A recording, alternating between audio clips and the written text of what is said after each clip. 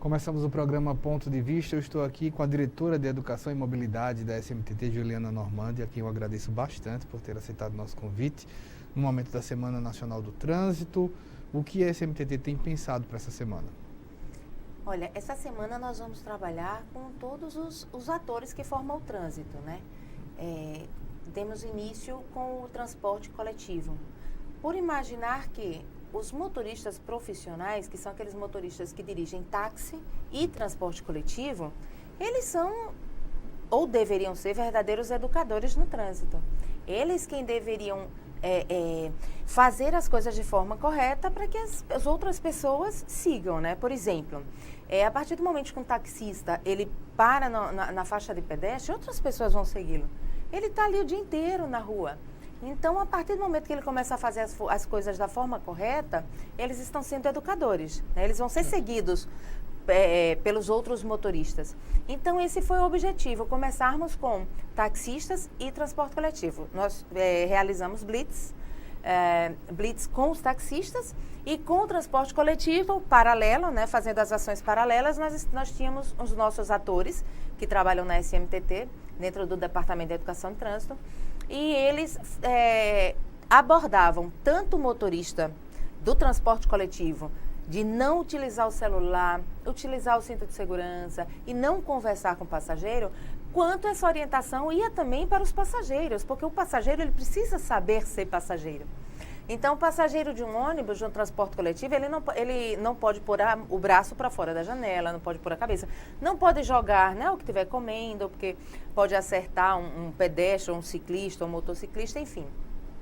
E quando quando ele desce desse transporte, ele tem que saber se comportar também. Tem que esperar que o ônibus saia do ponto, para que ele tenha uma boa visibilidade, fazer a travessia, de preferência procurando uma faixa de pedestre. Então, essa ação do dia 18 é uma ação voltada para esse público, né, que são os profissionais. Entendo. Além dessa situação, também tem coisas mais pontuais do trânsito, né? Por exemplo, cinto. Há alguns anos o cinto de segurança tem sido uma campanha ostensiva. Hoje a gente pode dizer que atingimos a plenitude do uso do cinto? Não. O que eu tenho observado como educadora aí na rua, fazendo campanhas, é que de repente está havendo até um retrocesso, viu, nesse processo. Eu digamos que já houve até o ápice e hoje em dia está tendo um retrocesso. Tem que ser mais trabalhado isso. Uma nova geração está vindo aí, essa nova geração ela tem que vir com aquele hábito já saudável de imediatamente colocar o cinto de segurança. Mas principalmente quando você chega nos bairros, você percebe que esse cinto não está sendo utilizado. Infelizmente, ainda há aquela sensação de que eu vou colocar na Fernandes Lima ou no centro, enfim, em algum local onde tem uma circulação grande de pessoas, porque assim pode haver uma fiscalização. Já no bairro que eu moro, que é onde, através de pesquisa, está detectado que o índice de acidente ele é maior em pequeno caminho, né? Num caminho curto. Quando você faz um caminho longo, ele se torna mais seguro, porque você toma mais cuidado, tem mais cautela. E, assim, volta da escola, né? Que fica perto de casa. Essas coisas têm sido muito descuidadas e não pode, porque as pesquisas provam que isso não é verdade, que você tem que se cuidar ainda mais nesse pequeno trecho.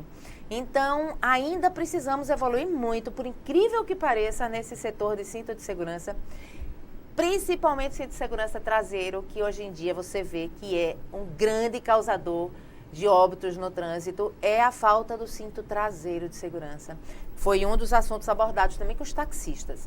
Eles têm a obrigação de solicitar para aquele passageiro que ele utilize o cinto de segurança no assento traseiro. É importante lembrar que cabe multa nesses casos? Sim, claro. Tem autuação, tanto no banco traseiro quanto no banco da frente. É autuação, assim seja fiscalizado, né? Qual o papel da multa hoje no trânsito? Olha, eu acho extremamente importante. Os dados falam que é importante. A Organização Mundial de Saúde, ela recomenda, ela pede, ela, assim, pede, assim, veementemente, que as capitais, principalmente, né, onde há um fluxo muito grande de carro, exista a fiscalização. A fiscalização que eu falo é aquela que vem junto com a fiscalização dos agentes de trânsito, que é a fiscalização eletrônica. É uma causadora muito grande da redução do índice de acidentes. Isso é uma solicitação da Organização Mundial de Saúde. Porque hoje em dia tem 70% dos leitos de hospital, do hospital preenchido com acidentes de trânsito, né? Principalmente motociclistas. A população, então, por mais que se faça a campanha, não consegue compreender sem ter o medo de uma punição. Tem que ocorrer a punição paralela com a educação trânsito, sim. Você ainda percebe, por exemplo, hoje nós fizemos uma palestra com motociclistas e para cerca de 400 operários de construtoras, né? São os pedreiros das construtoras.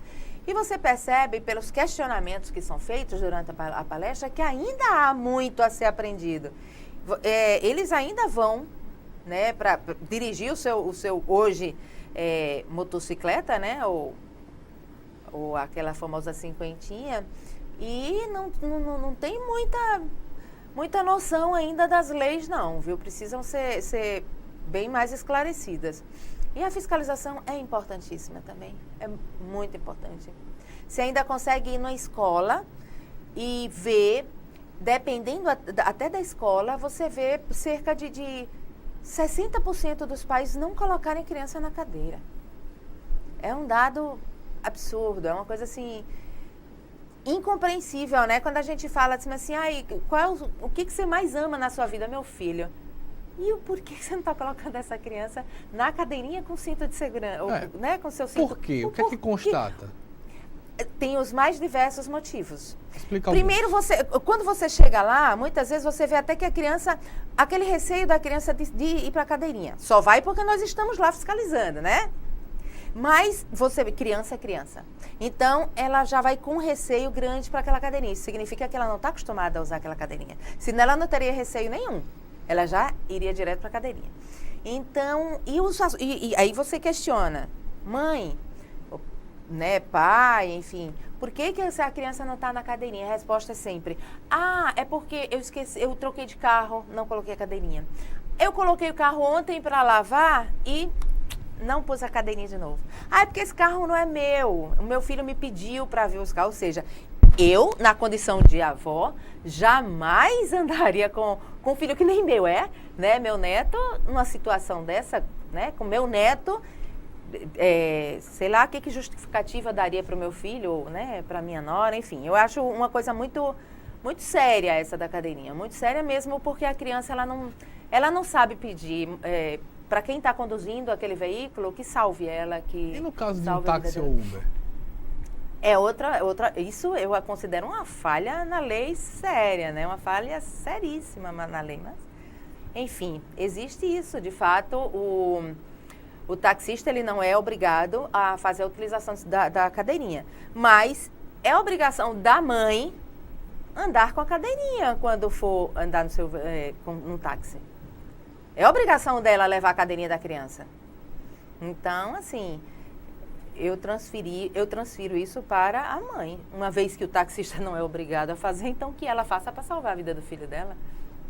Não é? Então, o corpo da mãe, algumas botam no colo, não é suficiente para proteger. É pior.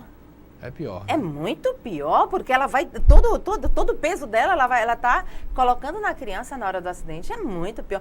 Ela está colocando mais de 1.000 toneladas naquela criança na hora do acidente. É muito pior. Falta conscientização nesse sentido? Falta informação? Não creio que seja informação, não. Eu acredito que seja, infelizmente, você não passou pela experiência. E será que você só aprende se você passar pela experiência? Não deveria ser assim, né?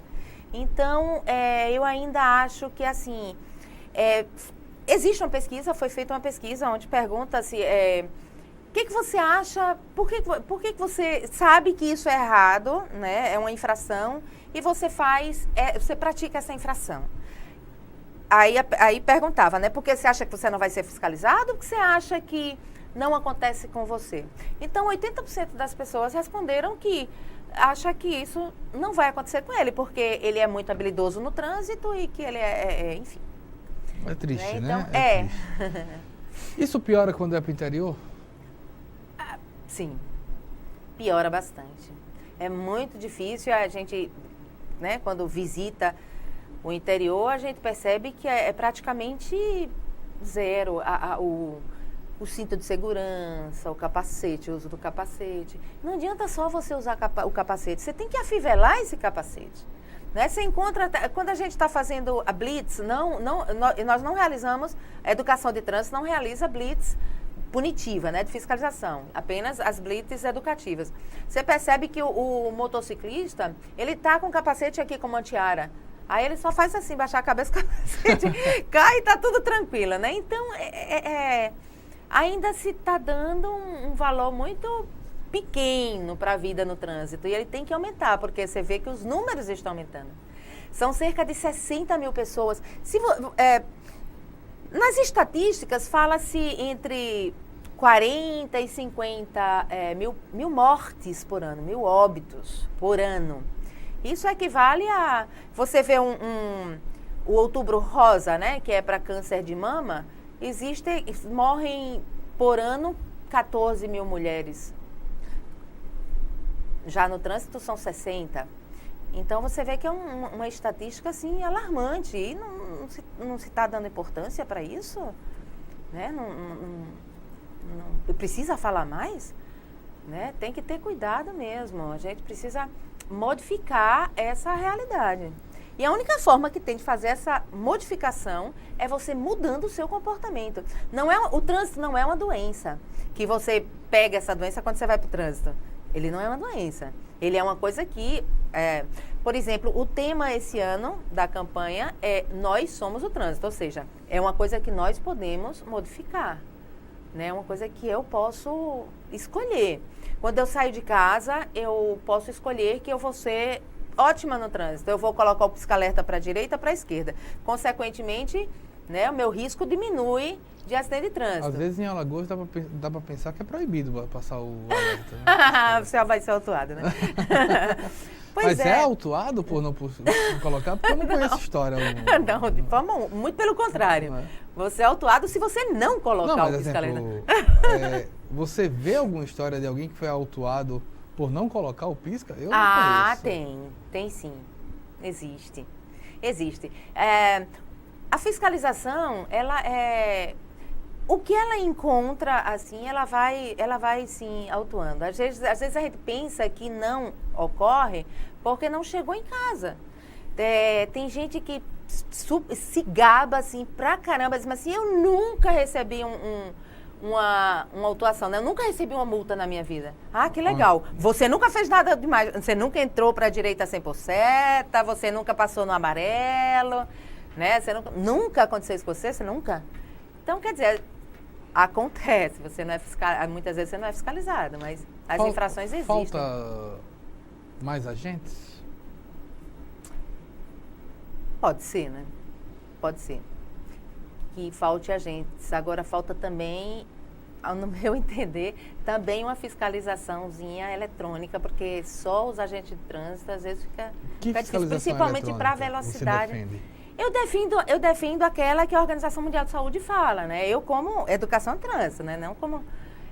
porque você vê uma baixa grande no índice de acidentes. Você vê Mas qual é a eletrônica que a Organização Mundial de Saúde defende? É a fiscalização eletrônica mesmo. O pardal?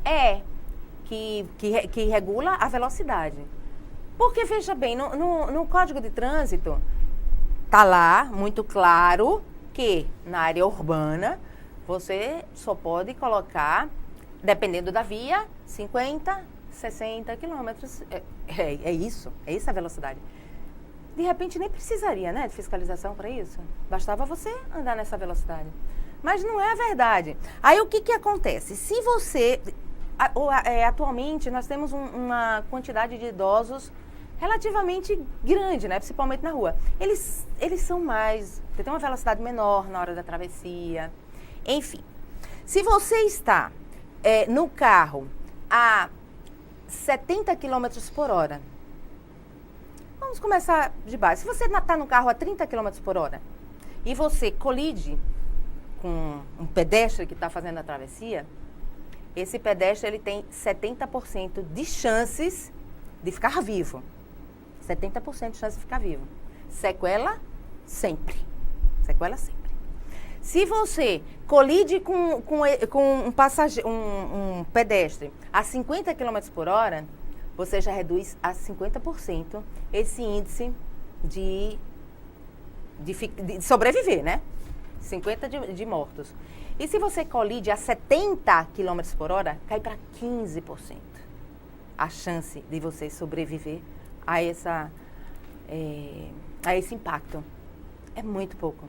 É muito pouco. Então, por isso que eu defendo muito a redução da velocidade. Isso eu defendo. Estou aqui com a Juliana Normandi, estamos falando aqui da Semana Nacional do Trânsito, que vai de 18, né, que começou dia 18, vai até o dia 25 de setembro. A gente vai falar mais sobre isso, mas a gente vai dar um breve intervalo. A gente volta já.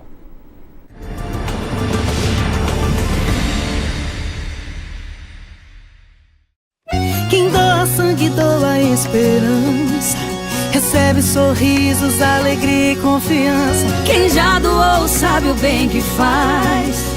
O coração se alegra pra doar mais. Doe sangue regularmente. Não importa o tipo que você pertence. Seja A, B, O ou AB.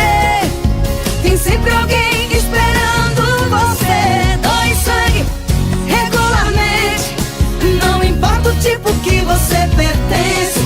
Seja A, B, O ou AB. Tem sempre alguém esperando você. Uma doação pode beneficiar até 4 vidas. Por isso é importante que todo doador continue com este ato de bondade sempre. Procure um hemocentro e seja um doador regular. Doe sangue regularmente e ajude a quem precisa. Ministério da Saúde, Governo Federal.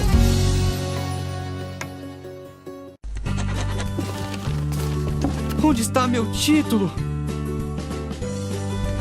Todo ano de eleição rola a mesma pergunta, mas em 2018 seu título tá na mão. É só usar o app e-Título. Simples e rápido. Você pega o seu celular ou tablet e baixa o aplicativo disponível na App Store e Google Play.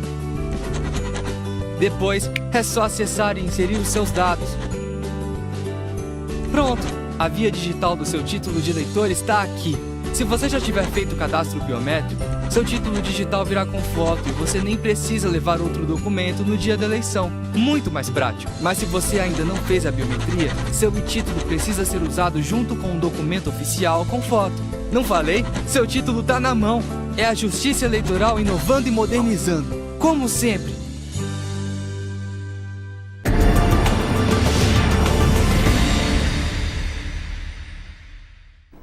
Voltamos com o programa Ponto de Vista. Estou aqui com a Juliana Normandi, diretora de Educação e Mobilidade da SMTT. Qual o tamanho do problema que é o celular hoje para o trânsito? Olha, é um problema grave, e eu digo até gravíssimo porque é uma atuação gravíssima, né? E eu acredito que a tendência ainda é a lei apertar mais ainda em torno disso, porque me parece que só a autuação, da forma que está, não está resolvendo muito o problema. Você está fazendo ali do carro, parece que é a extensão do seu trabalho, né? Você sai do trabalho e entra no carro como se ali ainda fosse seu escritório e você continua.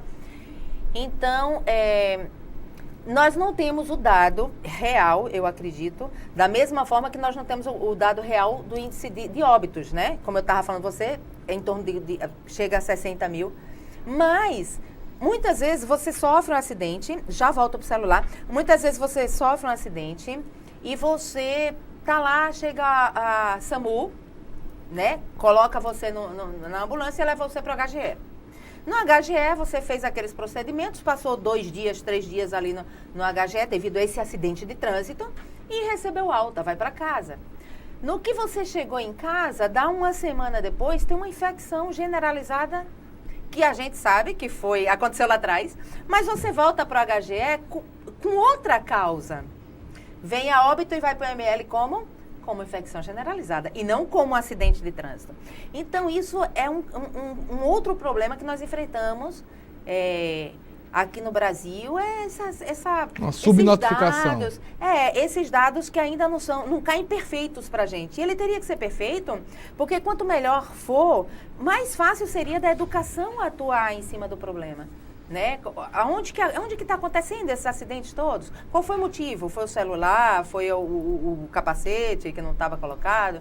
Enfim, é mais fácil da educação trabalhar, como também da fiscalização, como também da engenharia. Né? De repente ele está precisando de um quebra-mola ou de um não sei, né? Alguma coisa está precisando naquele ponto, porque ali está tendo muito acidente. E esses dados ainda não chegam para a gente de uma forma que deveria chegar. Mas, voltando para o celular, eu indico que, eu acredito que a lei deve ser mudada com o tempo, porque se não reduzirmos isso aí, a gente vai ter uma geração futura de grandes sequelados. Uma nova geração, que vai ser aquela geração onde eu vou estar conversando com você aqui, você vai ser cheio de pinos, né? Vou ter meus pinos, vai faltar um dedo, vai faltar...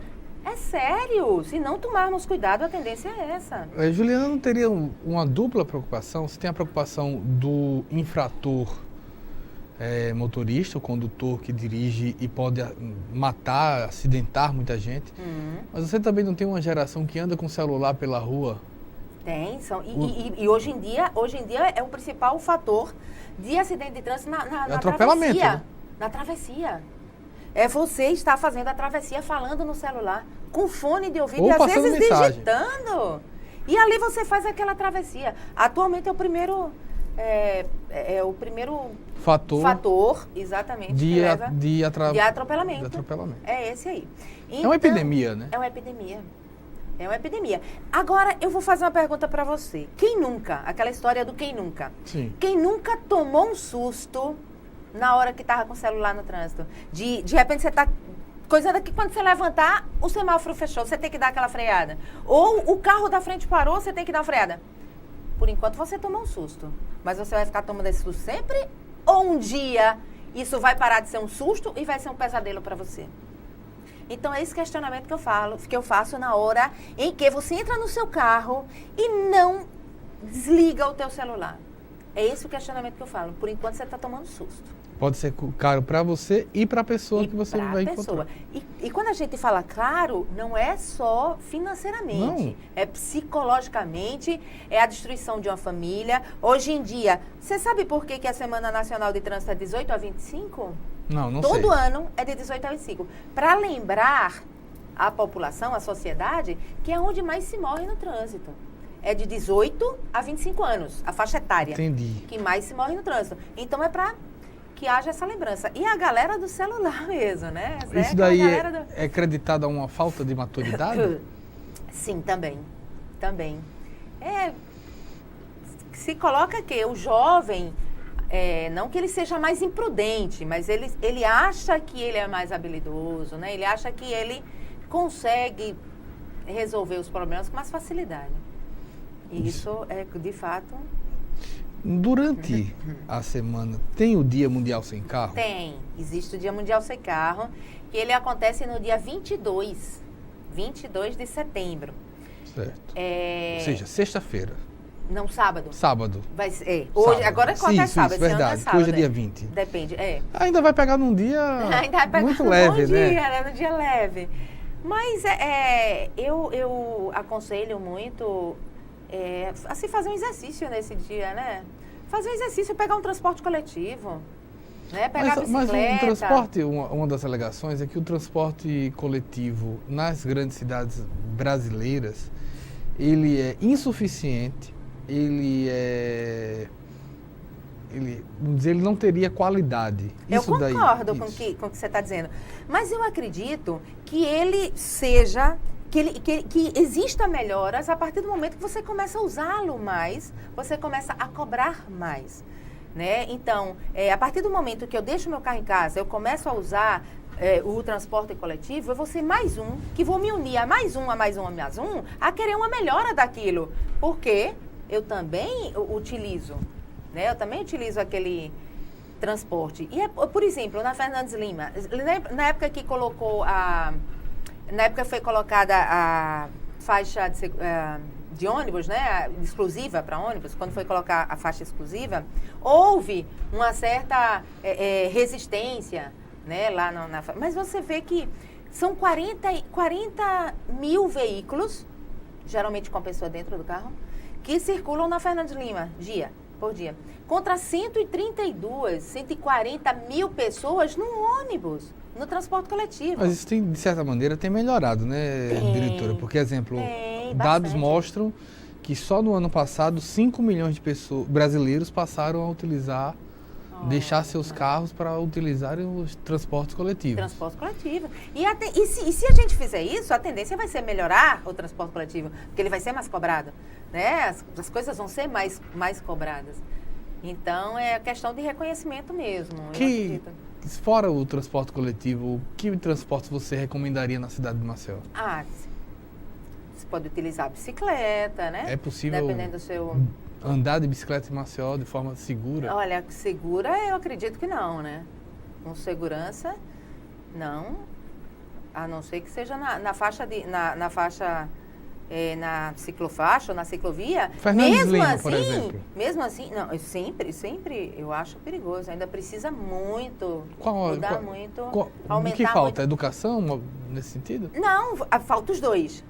Falta a infraestrutura, mas falta a educação. Você não tem noção da...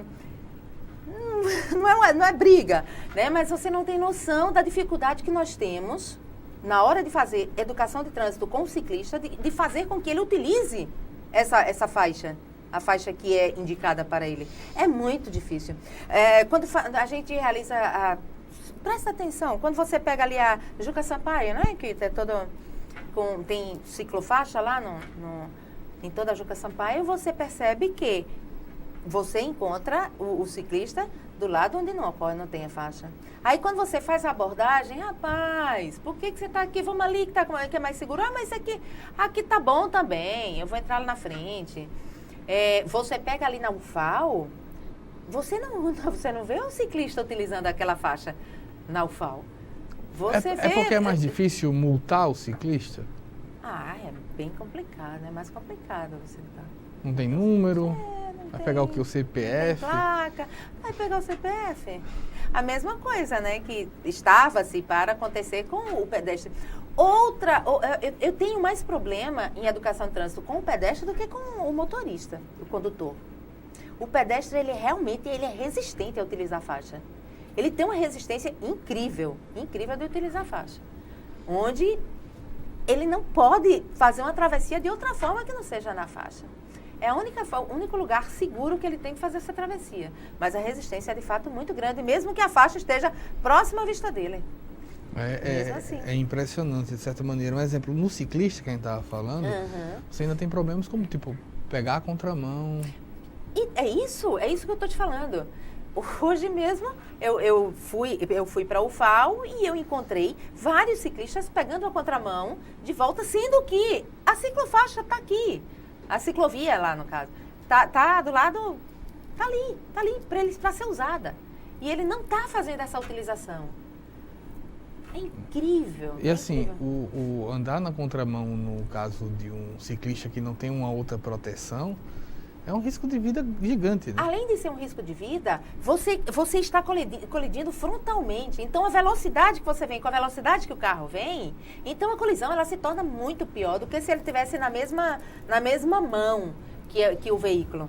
Então, é muito mais perigoso. A colisão ela vem de uma forma muito mais séria, porque é velocidade contra velocidade. Qual o papel da justiça nessa semana no trânsito? Durante a Semana Nacional do Trânsito, o que é que está sendo discutido em termos de papel da justiça? Olha, vai ter agora, no dia 24 e 25, né, um simpósio extremamente interessante. Seria muito bom deixar o convite, né, para todos que estão nos vendo, enfim, que vá assistir esse simpósio. É dia 24 e 25, onde serão abordados vários assuntos, né, sobre Código de Trânsito, sobre essa parte da justiça, né, sobre a medicina legal nisso tudo.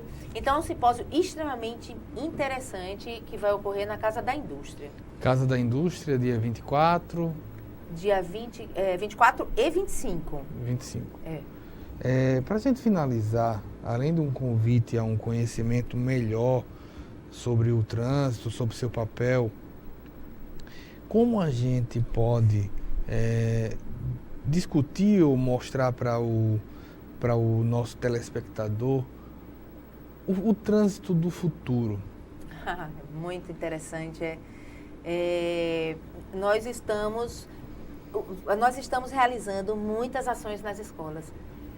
Não é nem porque nós vamos... Porque a gente não impõe à escola essa educação, infelizmente, né? Infelizmente não existe essa matéria na escola. Porém, nós nós temos uma equipe muito boa, pedagógica, dentro da educação trans da SMTT, em que vai a essas escolas. O volume das escolas que estão solicitando é incrível. Incrível. Da gente ter que aumentar bastante o nosso setor de pedagógico, porque a demanda das escolas está sendo muito grande. Municipais, muito grandes, estaduais e também aquelas que são privadas. Então, há uma carência nisso. Há uma carência nisso, mas o que me deixa muito alegre, né, com tudo isso, é que a procura está sendo muito grande. E você vê já nas crianças uma mudança. Eu tenho um filho, né, que ele é bem radical quando ele entra no carro. E ele sabe coisas que não fui eu que ensinei. Né? Como, por exemplo, não pode ultrapassar na faixa dupla. Sim. Ele tem essa consciência. E não fui eu que ensinei. Então, as escolas, elas estão, de fato, preocupadas com isso. Graças a Deus. E a tendência é aumentar gradativamente isso aí, que aumente mesmo. Informação também como saber onde estacionar o espaço público, né? Também, né? Eu acho, assim, que os pais têm que entender, não só as escolas, também, né? Mas os pais, eles têm que entender que a partir do momento que ele infringe a lei de trânsito, ele está falando para o filho dele, diz assim, olha, não tem problema. Infringir a lei não é problema. Você parar em fila dupla para teu filho descer do carro na frente na escola, você está infringindo a lei de trânsito. É a mesma coisa que você está dizendo, filho, não precisa respeitar a lei. Tá tudo bem, ok. Pois bem, quero agradecer bastante Juliana Normando, diretora de Educação e Mobilidade da SMTT. Semana Nacional do Trânsito começou dia 18 e vai até o dia 25. Isso. Muito obrigada, eu que agradeço. A gente vai para um breve intervalo. Volta já.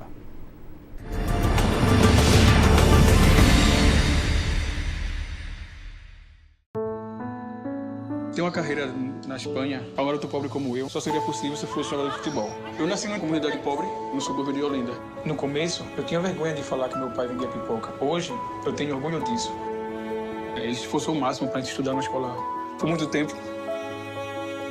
O que eu tenho hoje na Espanha foi porque eu entrei na escola de tempo integral. Foi lá que eu descobri que eu poderia realizar meus sonhos, que eu poderia fazer uma faculdade.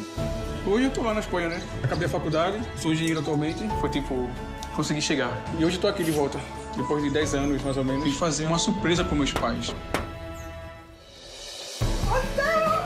Surpresa, né?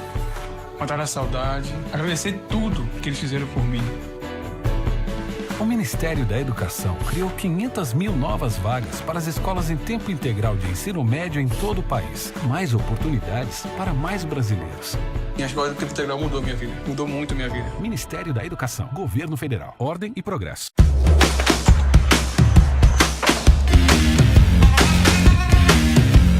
Se você gosta de ação e completa 18 anos, vai se surpreender com as Forças Armadas. Procure a junta de serviço militar mais próxima e aliste-se. Você só precisa da certidão de nascimento, comprovante de residência e 2 fotos 3x4.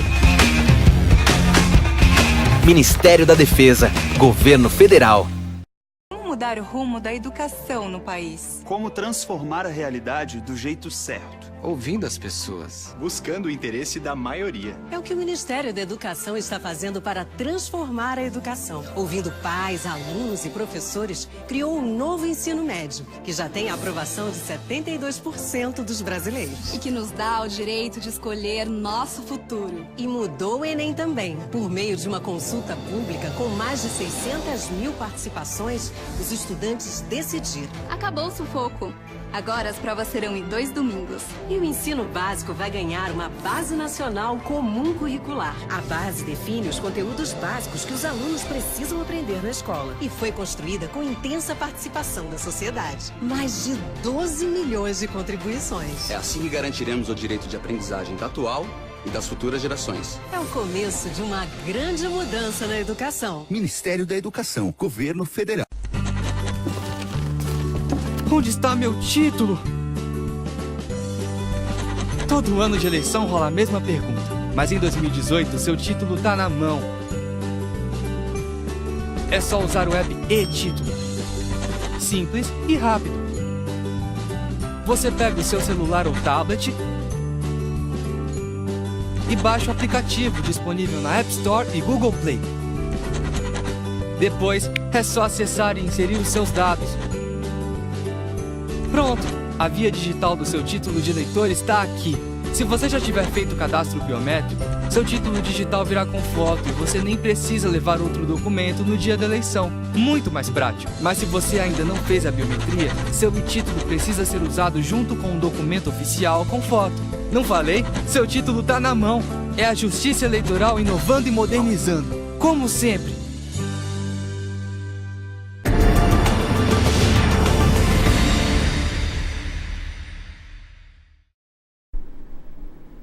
Voltamos com o programa Ponto de Vista. Eu estou aqui com o Jean Lins. Jean, muito obrigado por ter aceitado nosso convite. Muito obrigado. Jean que é design gráfico, tem 25 anos, veio aqui trabalhar, apresentar o Dandara, que é um projeto que ele tem aqui já no Catarse, para explicar, para a gente começar essa explicação, Jean. Vamos ver um vídeo aqui que você gravou e mostra para a gente.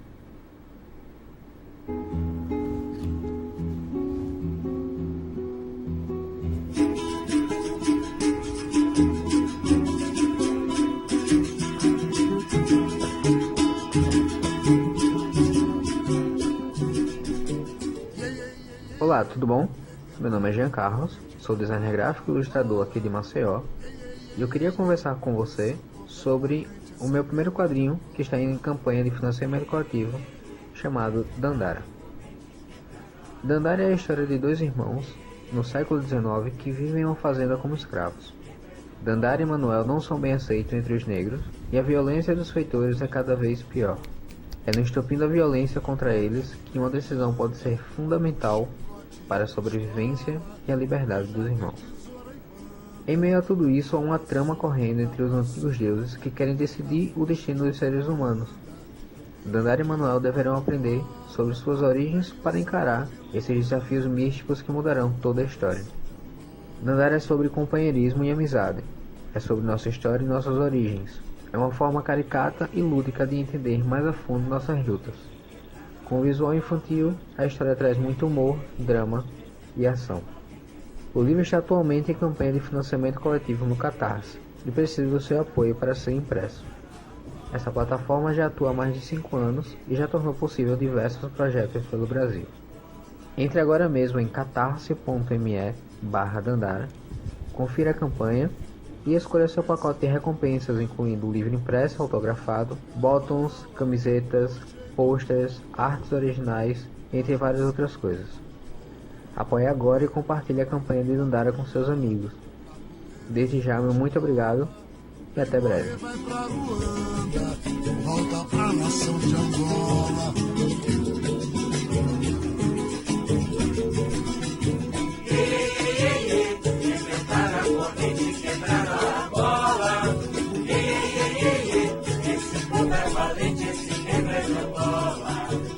Jean, a gente viu o vídeo. Onde e como é disponibilizado esse conteúdo? O conteúdo você encontra hoje no Catarse, né? Uma plataforma brasileira. Você paga para apoiar e recebe o conteúdo? Exato. Lá no site você tem vários pacotes de recompensas e, por exemplo, todos eles você ganha o livro impresso. Certo. Então, a partir de R$25, você apoiando o quadrinho, você recebe ele em casa lá por volta de novembro, que é a previsão de entrega do livro. E o site ele já é muito conhecido, já funciona há 5, 6 anos, teve um boom muito grande há uns 4 anos atrás. Então tem muitos quadrinistas, tem muitas pessoas que elas aparecem por conta do Catarse. Um exemplo desses é a cantora Ana Vitória, né, a dupla, que elas lançaram o primeiro álbum delas lá pelo Catarse, foi financiado completamente pelo público, não teve apoio de nenhuma empresa e tudo mais. O trabalho que ele é feito, como foi que você chegou para criar a Dandara? Então, Dandara ele surgiu eu acho que assim, eu vi uma necessidade de mostrar a cultura afro-brasileira. A gente tem poucos meios, a gente tem poucos movimentos e elementos culturais, né, filmes, livros, tudo mais, que falam sobre a cultura afro-brasileira. Então, quando eu vi isso, eu pensei, poxa, eu acho que o quadrinho ele é uma ferramenta que ela pode transformar, ela pode ensinar, né? Muitas pessoas são alfabetizadas lendo Turma da Mônica. E eu pensei, poxa, por que não falar um pouquinho sobre cultura afro-brasileira de uma forma bem lúdica, uma forma bem suave, e que uma criança possa ler, ela possa entender e, sabe, e conhecer um pouquinho da história que a gente não aprende tanto na escola. Quando a gente vê esse trabalho, hoje é possível para o artista, para o design gráfico, para o quadrinista, para o ilustrador, ter uma remuneração decente do seu trabalho por esses meios virtuais? Sim. Não poderia dizer assim que todo ano, né, uma remuneração como um trabalho qualquer. Mas sim, tem muitos artistas, muitas pessoas que todos os anos você vê ela sempre com um projeto novo. E às vezes esses projetos até são indicados para algumas editoras que às vezes contratam o quadrinista. Então, tem muitos quadrinistas que trabalham hoje para as grandes editoras de fora, como por exemplo, que desenham Batman, Superman e tudo mais, são brasileiros. São brasileiros, tanto desenhistas como arte finalistas e coloristas. Tem muito brasileiro trabalhando para fora, que às vezes vem para um projeto independente que surgiu aqui no Brasil. Agora, é importante que você acabou de falar. Você tem os quadrinistas, os arte finalistas, os coloristas. Explica pra gente quem são eles. Então, quadrinho é uma coisa muito trabalhosa de fazer. Então, no meio das editoras, esse trabalho é dividido com uma equipe, né? Então, você tem um diretor, um cara que vai sugerir o que é que deve ser feito. E aí você tem um escritor, né, que vai fazer o roteiro.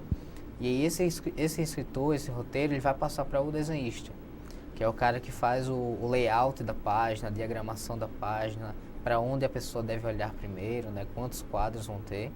E então vai passando para um arte finalista, que seria no meio do cinema mais ou menos parecido com a pessoa que trabalha com a iluminação. É ele que vai passar todo o preto, todas aquelas linhas pretas, trabalho com o preto. Depois disso a gente vem para o colorista, que vai dar as cores, né, vai dar a alma e as emoções da cena. E então tem o letreiramento, que é a pessoa responsável por fazer todos os balões, onomatopeias, e tudo isso supervisionado por um editor. Não é muita gente, não? Mas assim, para um mercado como, por exemplo, o americano, que tem que lançar às vezes um quadrinho por mês, eu ainda acho muito trabalho para cada um deles. No Brasil, uma pessoa cumpre todas essas funções? Porque eu vou dizer o seguinte, exemplo, você tem se você pegar a história do jornalismo, por exemplo, antigamente você tinha o repórter, que era quem ia, você tinha o redator, que era quem ficava na base, você tinha um revisor e um editor, fora o fotógrafo, e quem diagramava. Então você tinha 6 pessoas numa matéria. Para fazer uma única. Hoje em dia é uma. O editor, ele é revisor, ele é o repórter, o redator morreu, né? Hoje você tem o repórter que é redator, ele mesmo tem que revisar esse material, ele mesmo tem que colocar na caixa de edição, ele mesmo tem que editar a matéria, ele só entrega para a gráfica. No Brasil isso acontece também? Muito difícil, muito difícil. Eu acho que assim, por exemplo, o Dandara, eu fiz ele praticamente sozinho. A questão de produção... No caso do Dandara, você foi o roteirista, desenhista, o desenhista, o arte finalista, o colorista e o editor. Letramento. Então é mais ou menos o que eu estava te dizendo. Sim, mas aí eu levo um tempo muito maior para produzir um único material. Tá Quanto entendendo? tempo levou Dandara? Eu diria que 8 a 9 meses. 8 a 9 meses. Eu já tinha um roteiro, uma base do roteiro, que começou ainda na faculdade, estava engavetado. E aí eu só peguei ele, destrinchei, né, acertei o roteiro. E aí comecei a produzir, desde o desenho até a colorização e o letramento. Na verdade, assim, o quadrinho ainda está em produção. Enquanto a campanha ainda está rolando, o quadrinho ainda está sendo produzido, já está no momento de colorização dele. Você falou do cinema, o cinema tem na parte do roteiro uma parte muito ligada à ilustração, que é o storyboarding. Sim. Como é que a gente poderia explicar para o nosso telespectador o relacionamento que existe de um quadrinho em si, não cinema, para um storyboard de cinema? Olha, o storyboard de cinema, ele tem muito, mas muito a ver com o tempo. E ele é feito de uma forma um pouco mais, como é que eu posso dizer assim, rápida, certo? Ele geralmente está ali para mostrar somente movimentos de câmera, às vezes o tempo que vai levar a cada cena. Já o quadrinho, ele é de certa forma um pouco mais especializado, né? Uma forma mais complexa desse storyboard, mas ele também funciona disso. O storyboard e o quadrinho são duas artes, né? São duas ferramentas que trabalham com quadros e tempo.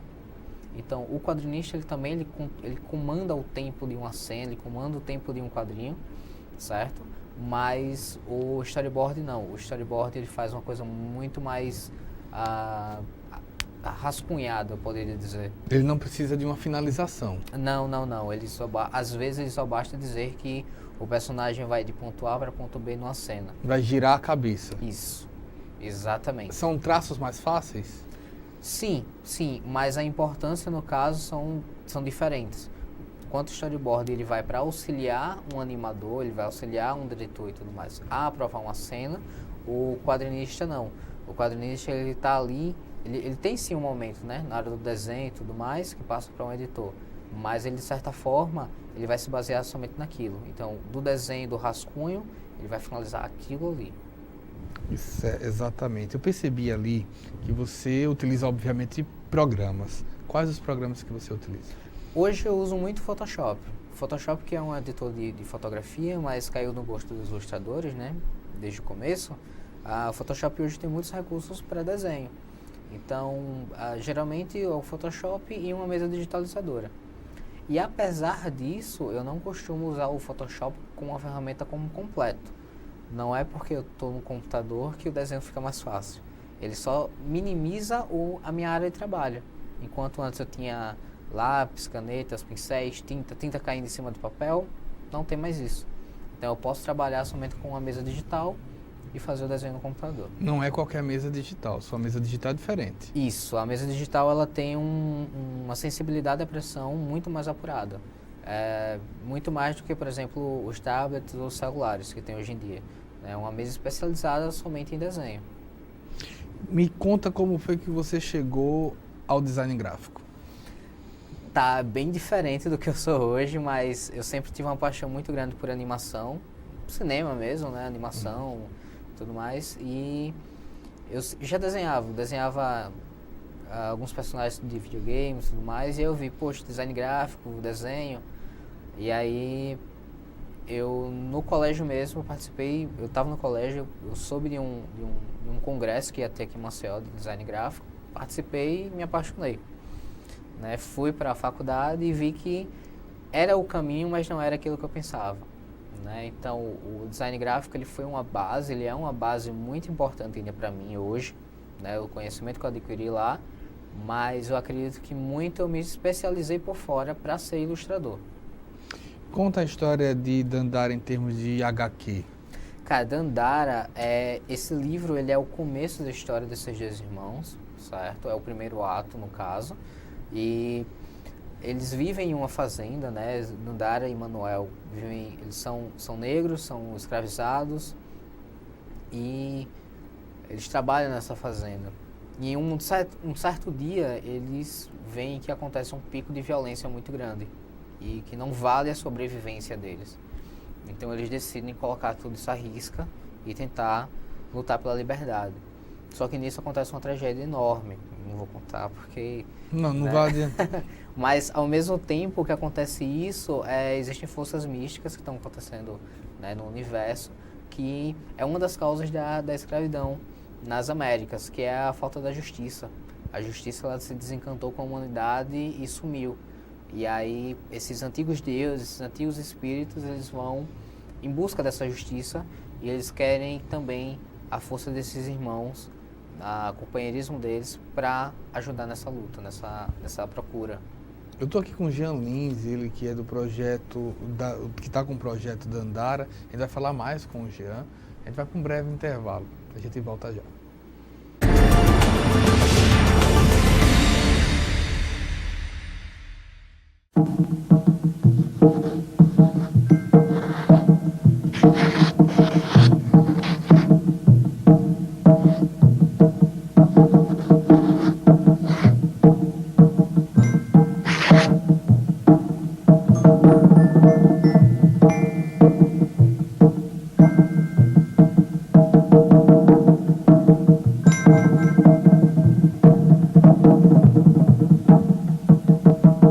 Nossa, é bonita essa história. Não é tão bom a gente poder fazer uma história brasileira. Poder filmar o Brasil. Poder emocionar as pessoas com uma história assim. E um país jovem que vai se conhecendo também através dos seus filmes, né? Acho que a gente O público consegue perceber a qualidade das produções nas diversas telas, né? Não é só a tela do cinema também.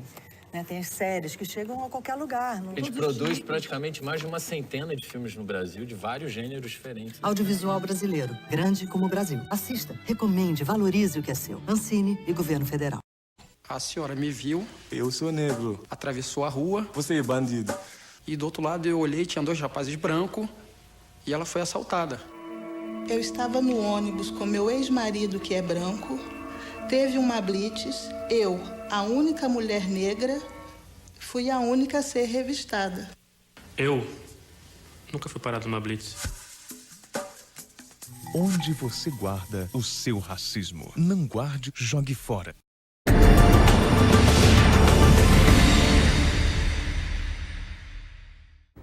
Eu estou aqui com o Jean Carlos Lins, ele que é design gráfico, quadrinista, ilustrador, arte finalista, colorista, roteirista, animador, sei lá o quê. Tem espaço para hoje um trabalho remoto nacional? Sim. Como eu estava falando, os quadrinistas que trabalham para fora moram aqui. A maioria. São poucos que viajam e terminam ficando lá, às vezes por comodidade. Mas muito, como Rafael Albuquerque, Marcelo Maiolo, Cris Petter, todos eles residem aqui no Brasil e são muito, mas muito acessíveis. Como é que funciona esse trabalho remoto? O trabalho remoto, alguns eles são agenciados, né? Existe uma agência, uma empresa que trazem um trabalho para eles, mas basicamente eles pegam o roteiro, que vem de fora, né, às vezes enviado por internet. Eu acho que a internet é uma das ferramentas que facilitaram esse trabalho, e aí eles fazem toda a finalização, todo o desenho e tudo mais e mandam para as editoras para que lá seja mandado para a gráfica. Mas como é que faz esse trabalho sem um contato humano para explicar a história?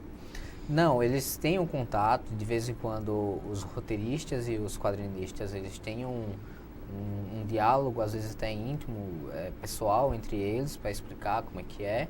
E os escritores, eles têm um hábito de tratar a história em quadrinho, o roteiro de quadrinho, de uma forma um pouco diferente, já dando algumas dicas de como eles querem a página, do que é que deve ter no cenário, de como é que devem ser as cores, a emoção que deve passar, para que o desenhista e o colorista, o finalista, a equipe criativa, né, saiba como andar com aquele projeto. Legal. Você passou por algum tipo de estudo para fazer o quadrinho? Sim, estudei bastante, estudei muito o Will Eisner, que é um dos maiores quadrinistas que já viveu, né? E eu estou sempre em busca de estudo, é uma coisa que não para, tá sempre se modelando e tudo mais.